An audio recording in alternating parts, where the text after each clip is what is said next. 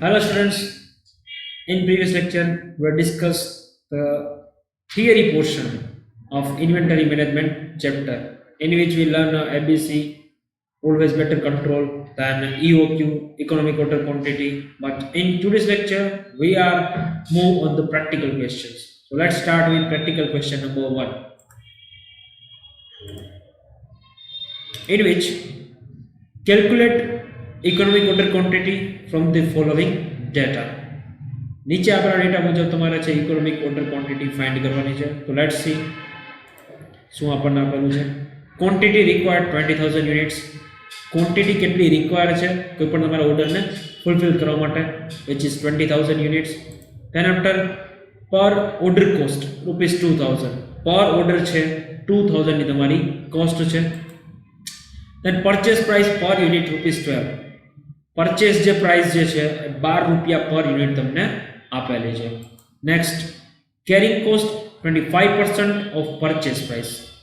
Carrying જે cost છે means કે જે ટ્રાન્સપોર્ટેશનની જે કોસ્ટ થાય એ 25% છે કેના પરચેસ પ્રાઇસના. પરચેસ પ્રાઇસ તમને પર યુનિટ કેટલી આપેલી છે 12 આપેલી છે. તો તમારી જે કેરિંગ જે કોસ્ટ થાય તમે શું કન્સિડર કરી શકો 12 ના 25% એટલે અપ્રોક્સિમેટલી 3 જેવું ટૂંકમાં આવે. ઓકે, તો લેટ્સ સી ધ સોલ્યુશન.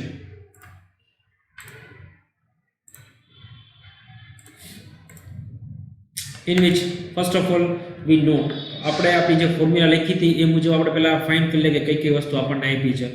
આપણી ફોર્મ્યુલા શું હતી? √2u * p divided by s.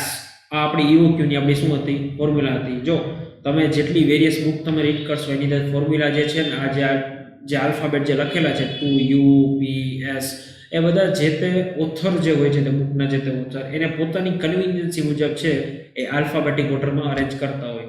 પણ ફોર્મ્યુલા શું થશે? √2u * p divided by s. આપણે આ ફોર્મ્યુલાને અનુસરીને ચાલશું. તો અહીંયા u એટલે આપણે શું કહીએ છીએ ક્વોન્ટિટી રિક્વાયર્ડ. તો આપણને જે રકમની અંદર જો આપણે જોઈએ રકમની અંદર આપણને કેટલી આપેલી છે ક્વોન્ટિટી રિક્વાયર્ડ 20,000 યુનિટ્સ. નેક્સ્ટ તેના પર આપણને આપેલું છે p મીન્સ કે પર ઓર્ડર કોસ્ટ. p એટલે શું આપણને પર ઓર્ડર કોસ્ટ આપણને કેટલી આપેલી છે 2,000. નેક્સ્ટ આપણને આપેલું છે s. s means what? Cost per unit. હવે કોસ્ટ પર યુનિટ તમને જો કેમ મળશે?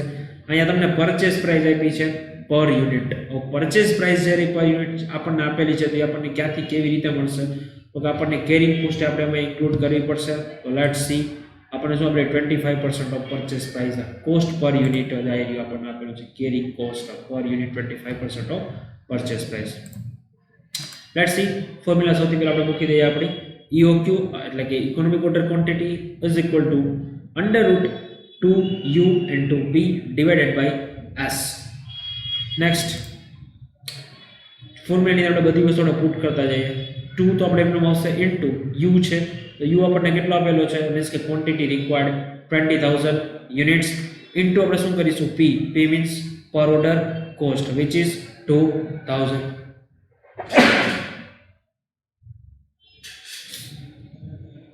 સોરી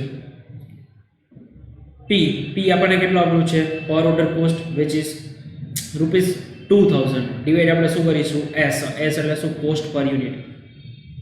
હવે આપણને પરચેસ પ્રાઇસ કેટલી આપેલી છે 12 આપી છે પણ સાથે સાથે આપણને કેરિંગ કોસ્ટ પણ એ લોકોએ આપેલી છે. કેરિંગ કોસ્ટ આપણને કેટલી આપેલી છે 25% ઓફ પરચેસ પ્રાઇસ. તો 25% ઓફ પરચેસ પ્રાઇસ એટલે આપણે આવી રીતે લખી શકીએ જેમ લખેલું છે 12 * 25%.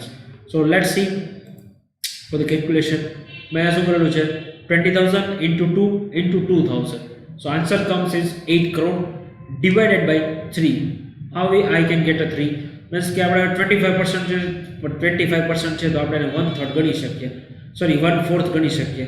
એટલે 12 નો ચોથો ભાગ. 12 નો ચોથો ભાગ એટલે શું થાય 3 થાય. Why? Because 3 4s are 12. So fourth portion of 12 is 3. 12 નો 1/4 ભાગ જે છે એ આપણે 3 થાય. Answer comes is 5,164 unit. તો આપણે ઇકોનોમિક ઓર્ડર ક્વોન્ટિટી કેટલી મળી આપણને 5,164 યુનિટ. જો કઈ રીતે આપણને મળી હજી કહું તમને રિપીટ કરી દઉં. આપણને રકમની અંદર એ લોકોએ કેટલી વસ્તુ આપેલી હતી. આપણને આપેલું હતું ક્વોન્ટિટી રિક્વાયર્ડ એટલે આપણે ફોર્મ્યુલાની અંદર જો આપણે જોવા જઈએ તો u = 20,000. ધેન આફ્ટર આપણને પર ઓર્ડર કોસ્ટ આપણને આપેલી હતી મીન્સ કે p વિચ ઇઝ 2,000 દેન આપણને કોસ્ટ પર યુનિટ આપણને આપેલી હતી, મીન્સ કે એસ એ આપણને આપેલું હતું 25% ઓફ પરચેસ પ્રાઇસ, પણ આપણને પરચેસ પ્રાઇસ આપણને કેટલી આપેલી હતી પર યુનિટ ₹12. તો આપણે ફોર્મ્યુલાની અંદર સિમ્પલી આપણે એને બધી વસ્તુને પુટ કરી આપણે ફોર્મ્યુલા શું હતી હજી એક રિપીટ કરી દઉં. √2u into p divided by as u is equal u represent the quantity required, p represent the per order cost and s represent the cost of per unit. Formula અંદર બધી વસ્તુ આપણે પુટ કરી and the answer come with us is 5164 units. Must be આ main વસ્તુ છે. આ EOQ તમને મળે તો પાછળ તમારે હંમેશા યુનિટ્સ લગાવવું જ પડશે. નેક્સ્ટ સમ આપણે જોઈએ. Practical question number 2. Let's see. The following information relating to inventory in ABC Limited is made available to you. The company wants to introduce the scheme of ordering only the economic order quantity. Let's see. Annual demand આપણને આપેલી છે 480 units. ત્યાર આપણને શું આપેલું છે? Carrying cost આપેલી છે 40 પૈસા પર યુનિટ. જો આપણને 40 રૂપીસ નથી આપેલું, પૈસા આપેલા છે એટલે 0.40 તરીકે પણ આપણે આને કન્સિડર કરી શકીએ. 0.40 40 પૈસા છે, રૂપિયા નથી. તેના છે price per unit. Price per unit આપણને કેટલી આપેલી છે? 4 આપેલી છે. એન્ડ આપણને કોસ્ટ પર ઓર્ડર આપણને કેટલું આપેલું છે? 5 પર યુનિટ.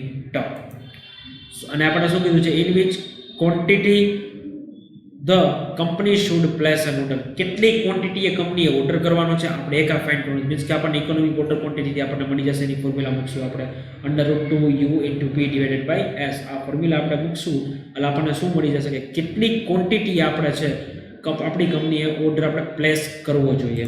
એના પછી આપણને આપેલું છે vote would be the number of order per year and the frequency of the purchase.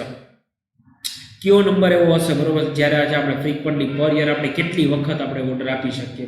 આપણે ફાઇન્ડ કરવાનું છે કેટલી ક્વોન્ટિટીમાં આપણે ઓર્ડર આપી શકીએ. અને બીજું આપણે શું ફાઇન્ડ કરવાનું છે કે એક વર્ષની અંદર કેટલી વખત, કેટલી વાર આપણે છે ઓર્ડર આપી શકીએ.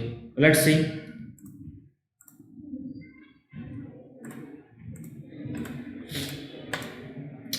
સૌથી પહેલા આપણે જે આપેલું છે, જો ગમે ત્યાં તમે સમ કેલ્ક્યુલેટ કરો, સૌથી પહેલા આપણે ફાઇન્ડ કર્યું કે કેટલી વસ્તુ આપણને ફોર્મ્યુલા મુજબ આપેલી છે.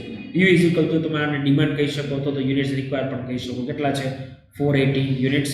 તેના આફ્ટર છે P એટલે આપણો કોસ્ટ પર યુનિટ, પર ઓર્ડર અથવા તો પર યુનિટ હોય આપણને અહીંયા કેટલું આપેલું છે? ₹5 પર યુનિટ. અને આપણને જે S એટલે કેરિંગ કોસ્ટ આપણને કેટલી આપેલી છે? 40 પૈસે પર યુનિટ. રૂપિયા નથી આપેલા, ખાસ યાદ રાખજો. 40 પૈસા પર unit. Now we put all the things in our formula. Our formula is √2u into p divided by s. So let's make it calculation.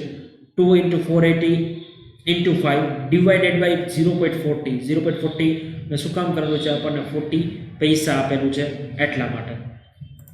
સો આપણે આનું કેલ્ક્યુલેશન કરીએ. 2 into 480 into 5. So answer comes is 4800 divided by 0.40. And under route આપણે એનું કરીએ તો 110 units. સો આપણું શું થયું? ઇકોનોમિક ઓર્ડર ક્વોન્ટિટી થઈ. આટલી ક્વોન્ટિટીમાં આપણે આને ઓર્ડર આપવો પડશે. નેક્સ્ટ આપણે જોઈએ. આપણને બીજું એ લોકોએ કીધું હતું કે પર યર છે. આપણે રકમ એકવાર જોઈએ.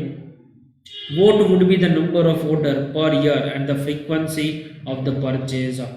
પરચેઝની કઈ આપણે એટલી ફ્રીક્વન્સી આપણે મેન્ટેન કરી શકીએ કે પર યર આપણે છે કેટલો આપણે ઓર્ડર આપણો પ્લેસ કરી શકીએ. તો છે number of order per day is equal to annual demand divided by EOQ. Annual demand અથવા તો આપણે યુ પણ આપણે લખી શકીએ આપણી ફોર્મ્યુલા મુજબ. U divided by economic order quantity. So let's see. Annual demand આપણને કેટલી મળી હતી? અહીંયાથી જો અહીંયા 110 આપણને EOQ મળ્યું હતું. એન્યુઅલ ડિમાન્ડ આપણને 480 આપેલી હતી એટલે શું કરેલું છે? Directly 480 divided by 110. So answer comes is 4.36 times. It means what? કે આપણી જે ઇકોનોમિક ઓર્ડર ક્વોન્ટિટી છે એ 110 રહેશે, બરોબર છે. એટલે પહેલા ક્વેશ્ચન આપણે આન્સર આપી દીધું. In which quantity the company should place an order. કઈ ક્વોન્ટિટીની અંદર કંપની છે પોતાનો ઓર્ડર પ્લેસ કરી શકે? તો 110 યુનિટ્સની અંદર. અને બીજું આપણને આપેલું છે vote would be the number of order per year and the frequency of the purchase.